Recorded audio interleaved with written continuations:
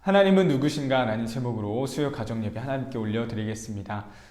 창세기를 보는 또 하나의 관점 중 하나는요, 하나님이 어떠한 분이신지에 대해서 그 관점으로 바라보는 거예요. 창세기 1장을 보면서 하나님이 어떠한 분이신 걸 우리는 발견할 수 있죠. 하나님은 창조주 하나님이다 라는 걸 볼 수 있죠. 이어서는 아브라함의 하나님, 이삭의 하나님, 야곱의 하나님, 요셉의 하나님, 하나님이 어떠한 분이신지를요, 그 순간순간 사건이나 인물을 통해 발견할 수 있다는 거죠. 이런 관점으로 오늘 본문을 바라보려고 합니다. 노아 시대 때 일하셨던 하나님, 그 하나님 과연 어떠한 분이실까요? 질문과 나눔을 통해 오늘 그 하나님에 대해서 함께 살펴보도록 하겠습니다. 첫 번째 질문입니다. 아담의 계보가 기록된 중요한 목적 중 하나는 노아의 계보로 연결시키기 위함입니다. 창세기 6장은 노아의 계보를 알려주기 전 노아의 시대가 어떠했는지를 보여주고 있습니다. 성경은 노아의 시대를 어떻게 말하고 있나요? 이를 보신 하나님의 반응은 어땠나요? 5절과 6절에 나와 있습니다. 5절을 보니 성경이 노아의 시대를 이렇게 표현하고 있어요. 첫 번째는 사람의 죄악이 이 세상에 가득했다라고 합니다. 사람의 죄악이 세상에 가득했다. 두 번째로는요, 사람이 마음으로 생각하는 모든 계획이 항상 악했다라고 합니다. 사람이 마음으로 생각하는 모든 계획이 항상 악했다. 이 노아의 때의 모습을 간단하게 요약한다면 바로 이것이 되지 않을까 싶어요. 하나님이 만드셨던 원래의 목적과 정반대로 가고 있다는 거예요. 저번 시간 노아의 계보로 이 아담의 족보가 연결시켜 준다라고 했었죠. 그것이 의미하는 바가 무엇이었나요? 바로 회복이었습니다. 회복. 회복이란 원래의 상태로 돌이키는 것을 말하는 것이죠. 자, 그렇다면 여기서 우리가 회복되어져야 할 원래의 상태는 무엇일까요? 바로 하나님이 만드시고 창조하시고 보시기에 좋았던 때예요. 보시기에 좋았던 그 상태로 돌아가야 한다라는 거죠. 노아의 때는 바로 그 보시기에 좋았던 때와 정반대의 모습인 겁니다. 그렇다면 노아의 이야기를 통해 하나님이 하시려고 하는 게 뭘까요? 이 정반대의 모습에서 다시금 원래의 모습으로 돌이키시려는 것이겠죠. 이러한 노아의 시대를 보시고 하나님께서 이렇게 반응하십니다. 6절 말씀입니다. 땅 위에 사람 지으셨음을 한탄하사 마음에 근심하시고 라고 나와 있어요. 자신이 만든 것을 보시고 보시기에 심히 좋았더라 말씀하셨던 분이요, 이제는 한탄하셨대요. 그리고 마음에 근심하셨다라고 표현합니다. 한글의 의미로만 본다면요, 마치 하나님이 이것을 자신이 한 일을 보시고 후회하시는 것처럼 또 원망하시는 것처럼 보일 수 있겠죠. 다른 한글 번역본들을 봐도 하나님이 후회하셨습니다 라고 번역을 하고 있습니다. 자, 우리는 궁금하지 않나요? 정말 하나님이 이것을 보시고 후회하셨을까요? 아니, 하나님은 후회하시는 분일까요? 보통 우리가 이 본문을 통해 듣는 설명은요, 하나님을 의인화시켜서 표현했다라고 설명합니다. 신인 동영론적 표현이다라고 하는데요. 이것이 완전 틀렸다고 볼 수는 없을 것 같아요. 그런데 우린 더 정확한 의미를 알아두는 게 필요할 것 같습니다. 원어가 여기서 사용했던 한탄하셨다라는 이 원어가 다른 곳에서 사용하면 이런 의미로 쓰이더라고요. 요엘과 요나서에 대표적으로 나와 있는데요. 제가 한번 읽어드리도록 하겠습니다. 요엘 2장입니다. 너희는 옷을 찢지 말고 마음을 찢고 너희 하나님 여호와께로 돌아올지어다. 그는 은혜로우시며 자비로우시며 노하기를 더디하시며 인애가 크시사 뜻을 돌이켜 재앙을 내리지 아니하시나니 주께서 혹시 마음과 뜻을 돌이키시고 그 뒤에 복을 내리사 너희 하나님 여호와께 소제와 전제를 드리게 하지 아니하시는지 누가 알겠느냐. 자, 어디일까요? 자, 2장 13절에도 14절이죠. 주께서 혹시 마음과 뜻을 돌이키시고 할 때 사용됐던 원어가 같이 사용되고 있어요. 요나서 3장입니다. 하나님이 뜻을 돌이키시고 그 진노를 그치사 우리가 멸망하지 않게 하시리라. 그렇지 않을 줄을 누가 알겠느냐. 자, 여기서도 나옵니다. 하나님이 뜻을 돌이키시고. 하나님이 한탄하셨다라는 것이 다른 곳에서는 어떻게 사용되고 있냐? 하나님이 마음을 바꾸셨다라고 표현하고 있어요. 하나님이 마음을 바꾸셨다. 하나님은 마음을 바꾸시는 분입니다. 하나님의 마음은 움직이신다라는 거예요. 자, 그렇다면 하나님은 마음을 바꾸실 때 어떤 방향으로 그 하나님의 계획하심을, 하나님의 마음을 바꾸실까요? 자, 그것은 바로 은혜와 사랑, 그 방향으로 바꾸신다라는 겁니다. 요엘서 2장 13절 우리가 읽었던 본문은 이렇게 나와 있죠. 그는 은혜로우시며 자비로우시며 노하기를 더디하시며 인애가 크시사 뜻을 돌이켜 재앙을 내리지 아니하시나니. 하나님이 이러한 분이시다. 은혜로우시고 자비로우시고 노하기를 더디하시며 인애가 크신 분이시기 때문에 마음을 바꾸실 수 있다라는 것을 말해주고 있어요. 요나서 4장 2절에도 나와 있습니다. 똑같은 표현이에요. 주께서는 은혜로우시며 자비로우시며 노하기를 더디하시며 인애가 크시사 뜻을 돌이켜 재앙을 내리지 아니하시는 하나님이신 줄을 내가 알았음이니이다. 요나의 고백이죠. 하나님이 어떤 분이라는 거죠? 아까도 말했던 것처럼 은혜로우신 분, 자비로우신 분, 인애가 많으신 분이시기에 마음을 돌이켜서 재앙을 내리지 않을 수 있다라는 거예요. 하나님은 마음을 돌이키실 수 있는 분입니다. 그 방향은 어떤 방향일까요? 바로 은혜의 방향, 사랑의 방향으로 돌이키신다라는 거예요. 왜 그러실 수밖에 없을까요? 하나님은 사랑의 하나님이시기 때문입니다. 하나님은 은혜로우시고 자비로우시고 인애가 풍성하신 분이시기 때문이에요. 하나님의 성품이 그렇기 때문에 하나님의 마음을 바꾸셨을 때 은혜와 사랑의 방향으로 바꾸실 수밖에 없다라는 것이죠. 그렇다면 이 마음을 바꾸시는, 우리를 보시고 마음 아파하시며 마음을 바꾸시는 이 모든 것의 뿌리는 무엇일까요? 하나님이 우리를 너무나 사랑하신다라는 거죠. 하나님이 우리의 모습에 너무 마음 아파하시며 우리의 상황에 공감해 주고 계시다라는 겁니다. 5절 첫 번째 시작이 이렇게 되어 있죠. 하나님 여호와께서 라고 시작해서 마지막 항상 악할 뿐임을 보시고로 끝나고 있어요. 여호와께서 보셨대요. 하나님께서 바라보셨습니다. 그리고 나서 6절에서는 하나님이 마음 아파하시는 거예요. 그리고 마음을 바꾸시는 겁니다. 어떤 방향으로요? 은혜와 사랑의 방향으로. 하나님이 아파하시면서 그 마음을 바꾸고 계시다라는 게 이 5절, 6절의 모습인 것입니다. 하나님은 어떠한 분이실까요? 하나님은 우리를 보시고 마음 아파하시는 분입니다. 그리고 우리에게 공감하시는 분이세요. 이러한 하나님의 사랑과 공감의 절정이 무엇으로 나타났을까요? 바로 예수 그리스도입니다. 히브리서 4장입니다. 그러므로 우리에게 큰 대제사장이 계시니 승천하시니 곧 하나님의 아들 예수시라. 우리가 믿는 도리를 굳게 잡을지어다. 우리에게 있는 대제사장은 우리의 연약함을 동정하지 못하실 리가 아니요 모든 일에 우리와 똑같이 시험을 받으신 이로되 죄는 없으시니라. 이것도 마찬가지예요. 하나님이 보시기에 좋은 세상 가운데 하나님이 보시기에 좋은 인간들이 이 세상을 살아가는데 죄의 길로만 빠지게 되는 거죠.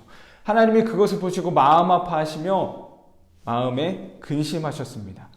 그리고 우리의 연약함에 공감해 주셨어요. 그것이 무엇으로 나타났죠?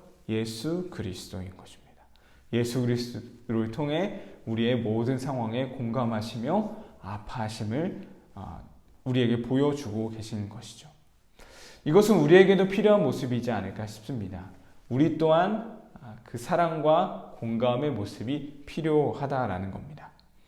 로마서 12장 15절입니다. 즐거워하는 자들과 함께 즐거워하고 우는 자들과 함께 울라라고 말씀하시죠.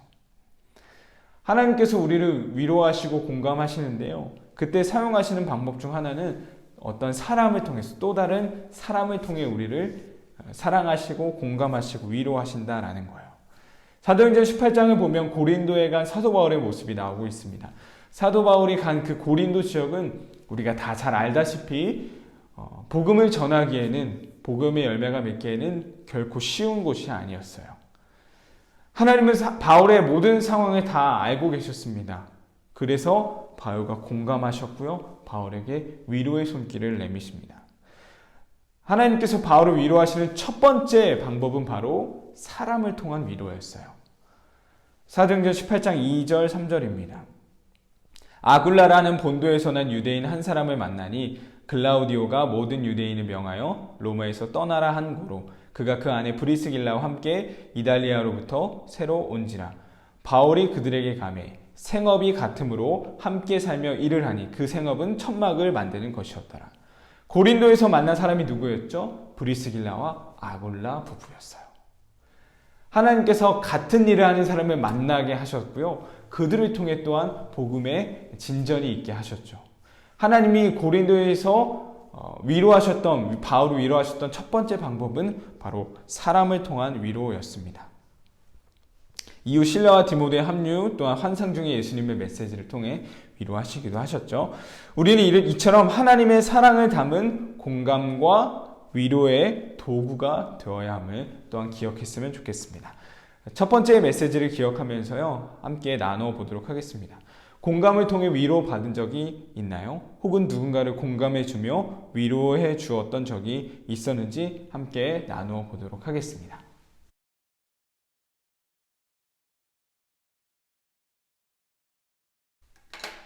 두 번째 질문입니다.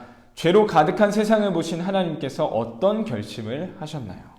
죄로 가득한 세상을 보신 하나님께서 어떤 결심을 하셨나요? 7절에 나와 있습니다. 이르시되 내가 창조한 사람을 내가 지면에서 쓸어버리되 사람으로부터 가축과 기는 것과 공중의 새까지 그리하리니 이는 내가 그것들을 지었음을 한탄함이니라 하시니라. 자, 여기서 한탄하셨다는 표현 또한 하나님이 마음 아파하셨다라는 것이죠. 하나님께서 창조한 모든 것을 지면에서 쓸어버리시겠다 말씀하셨습니다. 창조한 모든 것을 지면에서 쓸어버리시겠다. 자, 무엇을 통해 쓸어버리셨죠? 뒤에 17절을 가면요, 이렇게 나와 있어요. 내가 홍수를 땅에 일으켜 무릇 생명의 기운이 있는 모든 육체를 천하에서 멸절하리. 땅에 있는 것들이 다 죽으리라 말씀하셨어요. 하나님이 홍수를 통해 창조한 모든 것을 지면에서 쓸어버리시겠다 말씀하십니다. 자, 질문 하나 할까요? 하나님께서 홍수 심판을 말씀하셨어요. 홍수 심판이 좋은 걸까요? 나쁜 걸까요? 홍수 심판이 인간에게 있어서 좋은 거예요? 나쁜 거예요? 자, 심판입니다. 결국 그것은요, 인간의 입장에서 봤을 땐 좋다고 할 수는 없겠죠. 하지만 결국 하나님의 사랑이 담긴 좋은 것이 될 수밖에 없어요. 하나님이 어떤 방향으로 마음을 바꾸신다고 했었죠? 은혜와 사랑의 방향으로. 왜? 하나님은 은혜로우신 분이시기 때문에. 하나님은 사랑의 하나님이시기 때문이에요. 하나님의 성품이 그렇기 때문에 하나님께서 하시는 모든 일은 바로 은혜와 사랑의 방향으로 갈 수밖에 없다라는 것입니다. 홍수의 심판은 우리의 눈에 좋지 않은 것으로 보일 수 있지만 결국 그것은 은혜와 사랑이라는 것이죠. 우리에게로 적용시켜 본다면 바로 이것이 될 것입니다. 삶에 무너진 부분이 있나요? 그것이 은혜일 수 있어요. 삶에 고난이 있으신가요? 그것이 하나님께서 은혜로 우리를 이끄시는 그 도구가 될 수 있다는 것이죠. 욥기 42장 5절에서 이렇게 고백합니다. 내가 주께 대하여 귀로 듣기만 하였사오나 이제는 눈으로 주를 배웁나이다. 귀로 듣기만 했는데 이젠 눈으로 주를 봅니다 라고 고백하는 거예요. 욥에게 수많은 고난이 있었습니다. 과연 그 고난이 없었다면 이 고백이 나올 수 있었을까요? 신명기 1장 2절에 이렇게 나와 있습니다. 호렙산에서 세일산을 지나 가데스 바네아까지 10하루길이었더라 라고 말해요. 10하루길을요, 하나님은 40년 동안 가게 하셨습니다. 40년 동안 광야 생활을 하면서 이스라엘 백성도 어땠을까요? 절망했을 거고요, 좌절했을 거고, 때론 분노했을지도 모르겠어요. 그런데 이스라엘에게 있어 광야의 40년은요, 결국 은혜와 사랑, 이것을 고백할 수밖에 없는 순간일 것입니다.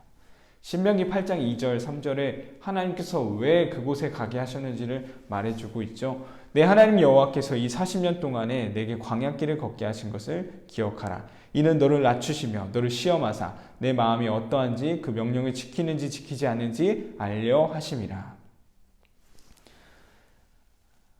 이스라엘 백성에게 있어 광야는 은혜의 시간, 사랑의 시간이었던 것이죠. 삼손도 마찬가지입니다. 머리털이 밀리고 눈이 뽑히고 조롱거리가 되었습니다. 자, 그런데 삼손에게 이것이 없었다면요, 마지막 하나님께 부르짖는 그 고백은 결코 나올 수 없었을 것입니다. 무너짐이 은혜일 수 있고요, 고난이 우리의 삶 가운데 은혜일 수 있다라는 것이죠. 이 말씀을 기억하며 두 번째 나누어 보도록 하겠습니다. 홍수 심판은 결국 하나님의 사랑이 담긴 일하심입니다. 자신의 삶을 돌아봅시다. 그때에는 고난이라 생각했지만 돌아보니 은혜였던 순간은 언제인가요? 지금 당장은 고난과 역경이라고 생각할 수 있어요. 하지만 결국 하나님은 사랑의 길로, 은혜의 길로 인도하시기 때문에 그 시간이 지난다면 이게 하나님의 사랑이었구나, 은혜였구나 고백할 수밖에 없다는 것이죠. 우리의 삶에도 마찬가지입니다. 고난이라고 생각하는, 역경이라고 하는 그 순간, 시간이 지나고 돌아보니 하나님의 은혜였습니다. 자, 이러한 순간은 언제였는지 우리 함께 나눠보도록 하겠습니다.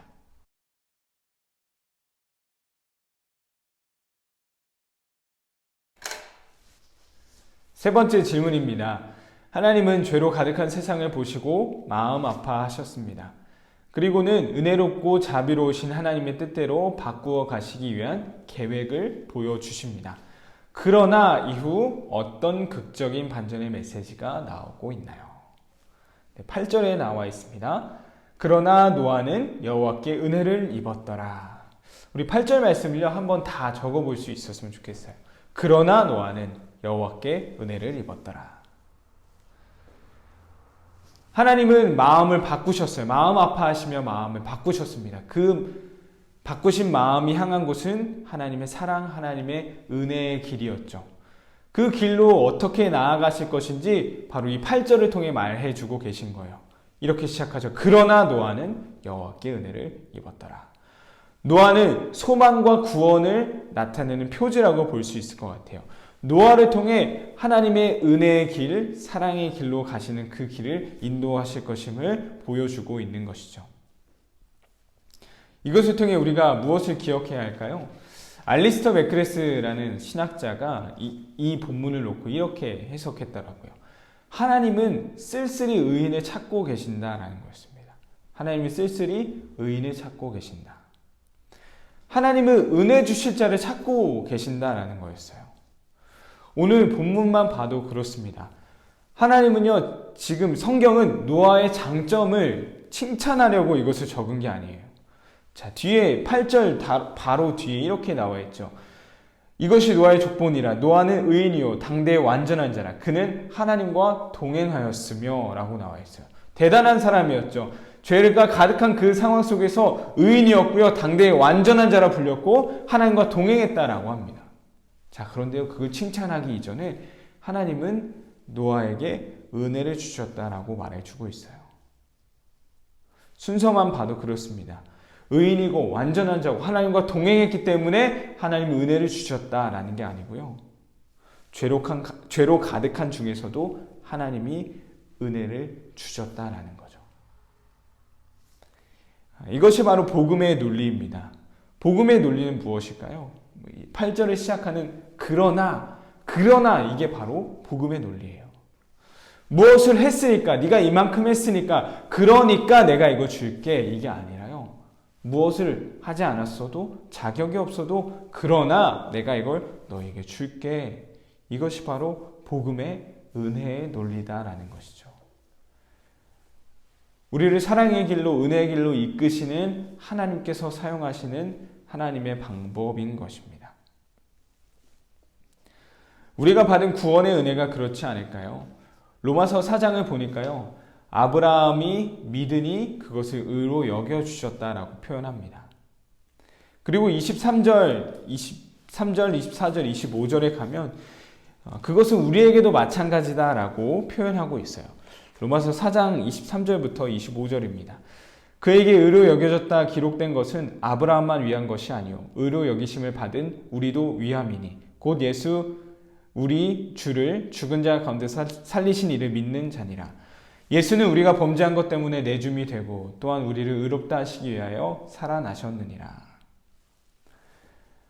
아브라함이 믿어서 하나님께 의로 여겨졌다라고 표현하는데요. 그것이 우리에게도 마찬가지다라고 말해주고 있는 것입니다.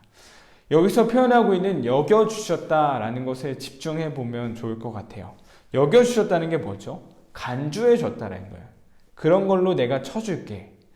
우린 아직 죄인인데요. 나는 아직 죄인이지만 하나님께서 의로운 사람으로 인정해 주셨다라는 겁니다. 자격 없는 우리는 이런 은혜를 받으며 살아가는 사람들입니다. 그렇기 때문에 우리가 해야 될 건 무엇일까요? 우리가 받은 그러나 복음의 은혜를 흘려보내야 하는 것이겠죠. 하나님께서 노아를 통해 하나님의 방법을, 하나님께서 어떤 논리로 일하시는지를 우리에게 보여주셨어요. 그러나 노아는 은혜를 입었더라. 무엇을 해서가 아니고요. 그럼에도 불구하고 하나님 은혜를 주시겠다라는 말씀을 우리에게 던져주고 계신 거죠. 이 말씀을 기억하면서 마지막 나눠보도록 하겠습니다. 복음의 논리, 그러나를 기억합시다. 세상의 논리와는 다른 복음의 논리를 삶 속에서 어떻게 실현해 나갈 수 있을까요? 가정, 개인, 교회, 각 영역별로 나누어서 한번 생각해 보도록 하겠습니다.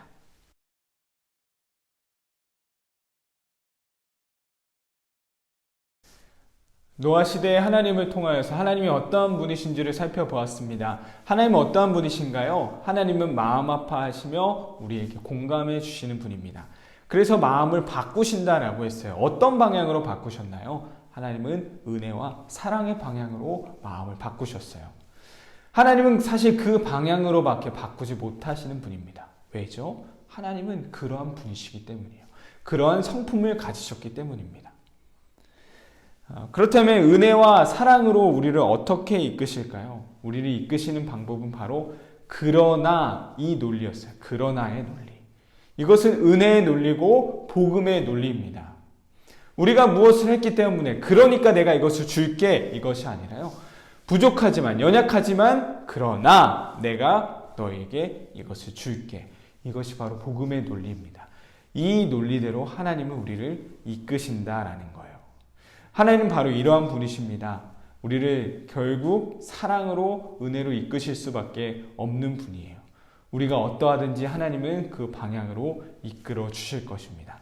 그 하나님을 우리의 일상 속에서 만나고 경험할 수 있는 은혜가 가득하시길 간절히 소망합니다.